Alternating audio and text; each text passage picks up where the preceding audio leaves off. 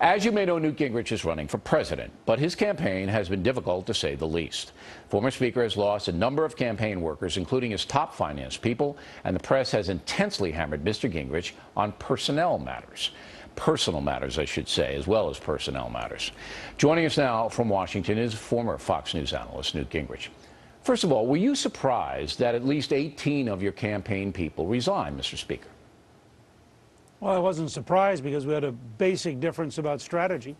You just captured part of it in your talking points. I think we're in a different environment, like 1980 and 1994, and I think we need a very positive, solutions-oriented campaign, and one that goes directly to all Americans and is very different from the traditional political campaign. But so why would people who signed on to help you, who believed in you, your message hasn't varied. I mean, your message is the same now as it was a year ago when you were doing commentary on this network. So I don't understand how this happened, why these people quit. And I don't want to take other press reports and throw them at you. I want you to define it. No. There's got to be a reason, a specific reason that so many people said, you know what, I don't want to work for the Speaker anymore. I'm going to go someplace else. Well, I think part of it is just that the route I'm taking is a hard route. It's a route that says we're going to talk about very big ideas.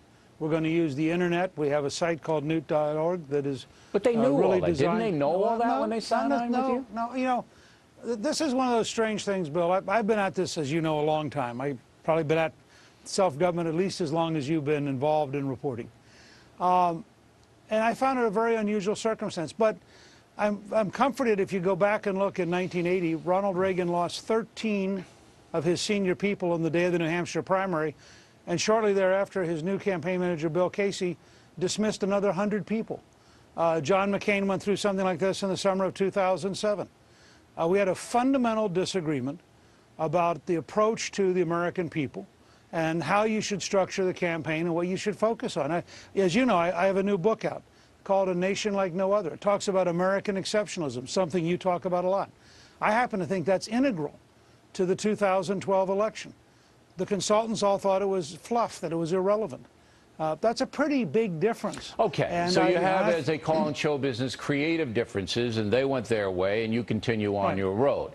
But you know the press was gunning for you.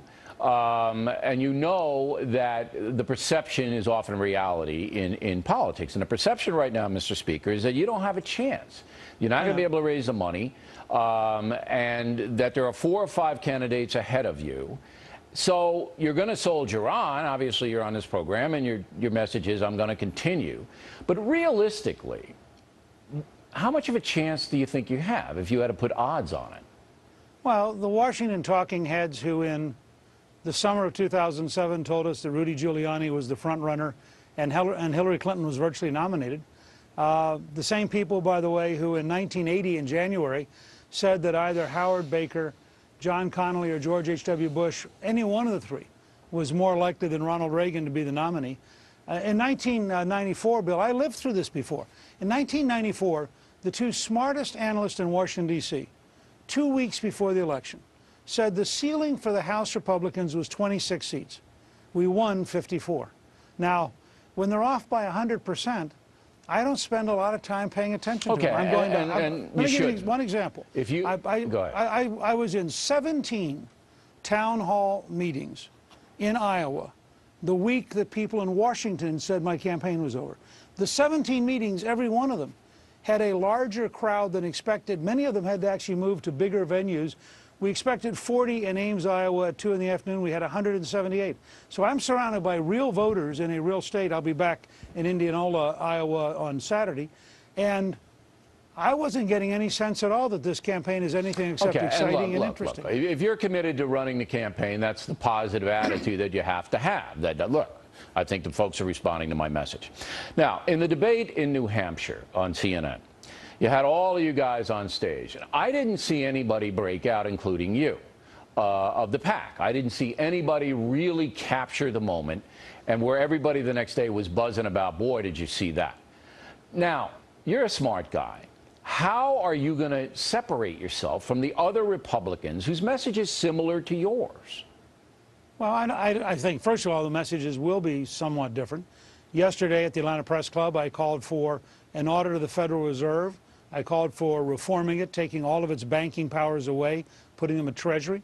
I called for repealing the Humphrey Hawkins full employment phase and giving the Federal Reserve the job of protecting the dollar. And I called for repeal of the Dodd-Frank bill, which is killing small banks, killing small business. Tonight in Baltimore at the Maryland Republican dinner, I'm going to take on President Obama in detail on the disaster that's building around the world from his national security policy. You'll hear a number of significant speeches over the next few weeks. My goal is to be a content-led candidacy where people can find real solutions, exactly the point you made in your talking points. You got 14 million unemployed. Where are the solutions? You got every fourth house is underwater in terms of its mortgage being bigger than the value of the house. Where are the solutions? I have real solutions, and as Speaker of the House, I proved pretty decisively. I knew how to pass entitlement reform. We did. And I knew how to balance the federal budget for 4 years. We did. All right, Mr. Gingrich, listen, you know, fight the good fight out there. Slug it out. You know it's not going to be easy, and we appreciate you coming on the program. Thanks very much. And again, the Speaker has a new book out called A Nation Like No Other.